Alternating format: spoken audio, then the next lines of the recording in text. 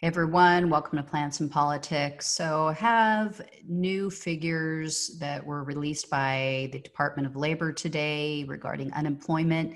I wish I had better news to report to you guys, but the market has improved very little.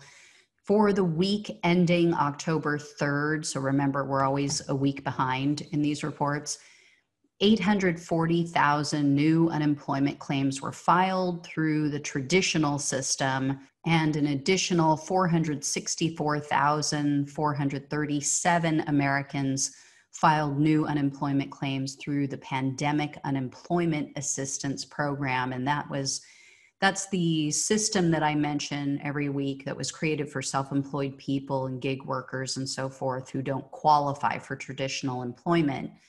So add to that 1,097 federal employees and 1,001 newly discharged veterans who filed. We have over a total of more than 1.3 million Americans who, once again, filed for unemployment in just 1 week. So every week it's been over 1 million. Of course, they never tell you about the additional Americans. They only tell you about the traditional state unemployment, so they make it sound better than it is, of course. And as of the week ending September 19th, the Labor Department reported that 25,505,499 Americans were receiving some form of unemployment benefit. So that remains just way too high, just unbelievably high. And what's really interesting is that every week when these figures are released, they have to go back and adjust the previous week's figures upward. So for example, when last week's figures were released, they said that 837,000 Americans had filed for unemployment. Now that's really high, way too high, and it was bad enough. And that figure was for the week ending September 26th. Well, now they've revised that number and they say, no, it actually wasn't 837,000, it was actually 849,000. So every week they do this. Every week it goes up after the numbers are reported. But the really telling number is the 4-week average. So this is for ongoing jobless claims for people, which remains extremely high at 12,112,250 Americans. So, pretty much every week it's been over 12 million in ongoing claims. But again, we've got over 25 million people who were receiving some sort of unemployment as of the middle of September, the middle of last month. That's just crazy. That's absolutely crazy. And senior researcher and policy analyst for the National Employment Law Project, a woman named Michelle Evermore, said, last week we saw the biggest spike in long-term unemployment since they started measuring long-term unemployment. Biggest spike since they started collecting that data. And the Department of Labor said that as of September, the number of people who were unemployed for more than 27 weeks total was 2.4 million Americans. That's an increase of 781,000 in September. 27 weeks. It's obscene in this country. And the other thing that's never mentioned and is not factored into any of these figures I just mentioned is the number of people who want a job, but for whatever reason, maybe they don't need to work. They have some other form of income from a spouse or their parents or whatever. So they've stopped looking. They just aren't in the labor market. They're considered to be out of the labor market. And so it's not that they're employed. It's not that they're good. It's just they're not looking anymore. So according to the Department of Labor, the number of people who fall into this category sits at 7.2 million Americans. And it hasn't changed much over the recent months. So if you factored in all of these people, the unemployment rate would be far greater than what we're being fed on mainstream media and by our elected officials. It is not 7.9% as they're going to be touting this week all over mainstream media. That is complete and utter nonsense. And that's probably why the Federal Reserve Chairman, Jerome Powell, practically begged our government to take action to stimulate the economy. He went before Congress and he explained that the recovery is not only slowing now, because basically they're saying all of the low-hanging fruit, all of the jobs that could come back have pretty much come back, and now it's going to be an uphill battle. But he also explained that it's been completely inequitable. So the lowest income earners are most likely to lose their jobs. And I talked about this last week. A lot of the people who were earning the lowest amount of money were the most likely to be laid off. For example, as of August, employment for Americans who fall in the lowest 25% of earners was down 21%, whereas all other levels of income earners saw only a 4% hit to employment. That's huge. That's a 17% difference.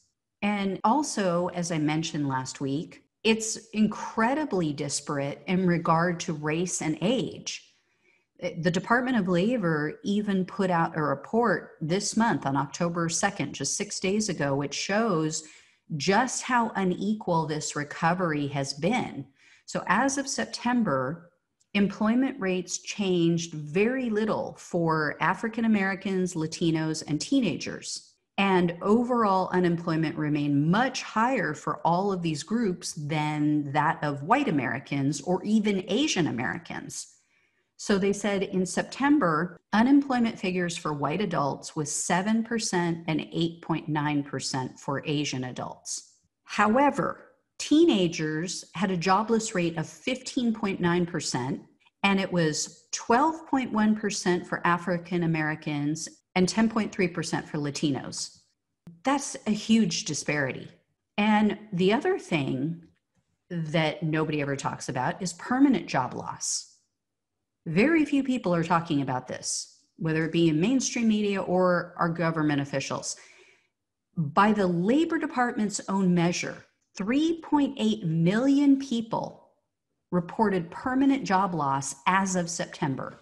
And that number is going to grow. It's bound to grow because they also said that as of last month, 19.4 million people reported that their employers had either closed or they lost their business due to the pandemic. So they either voluntarily closed their doors because they were probably like, I'm out, I can't do this any longer, all I'm doing is losing money.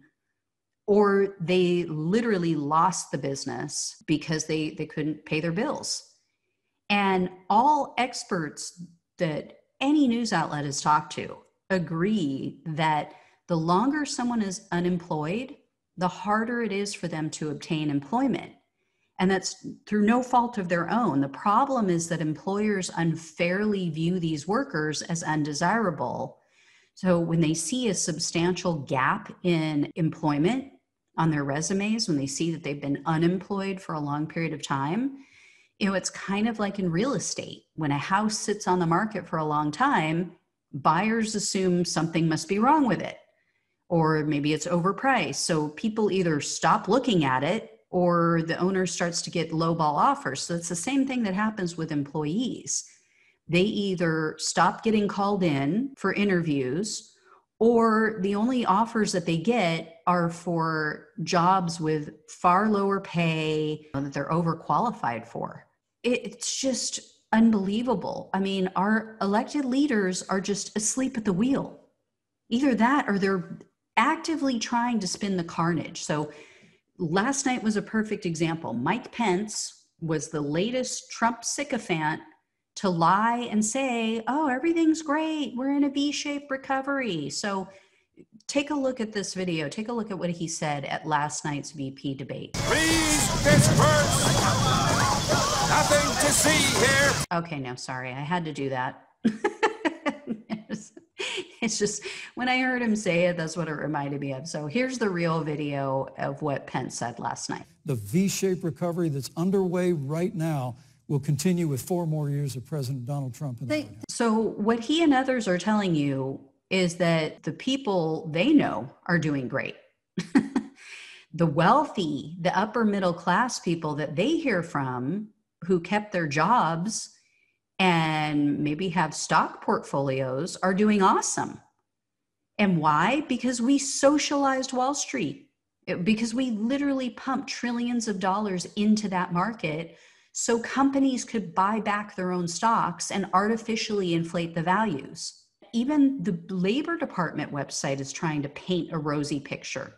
Their homepage touts 661,000 jobs added this month and 11.4 million jobs added since the economy opened back up.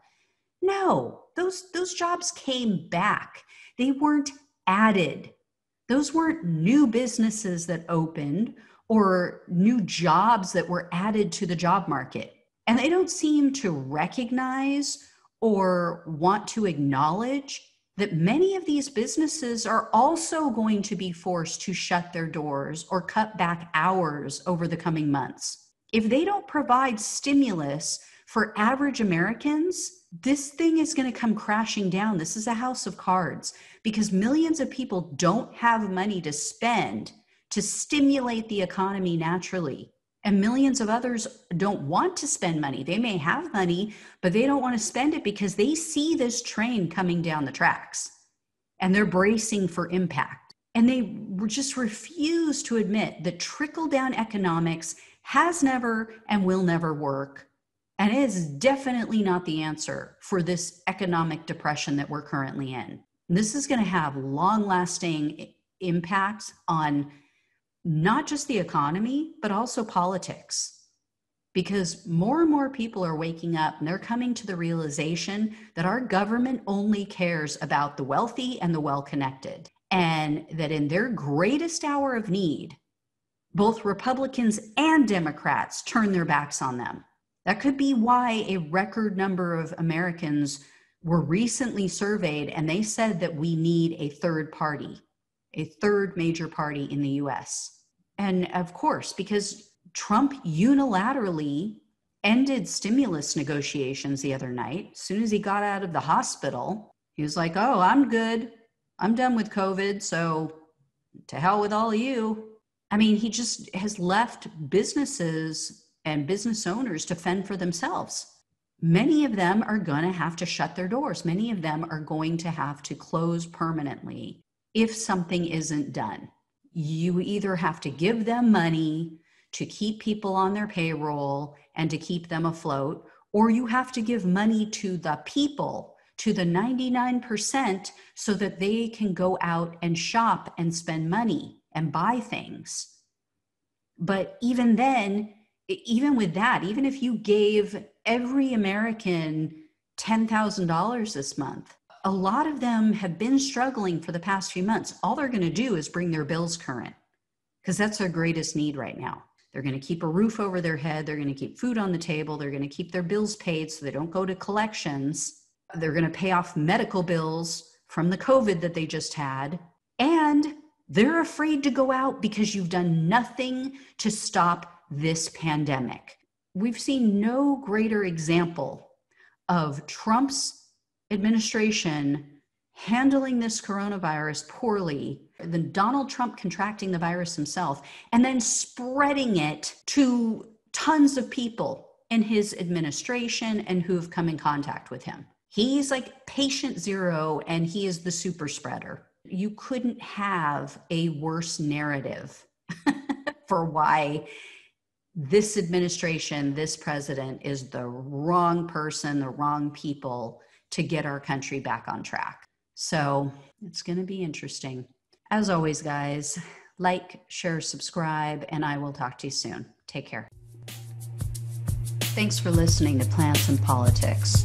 The only way we can take our country and power back is to spread the truth and build an army. So remember to like, follow, subscribe, and share on Facebook, YouTube, and wherever you listen to your podcasts. Thanks again.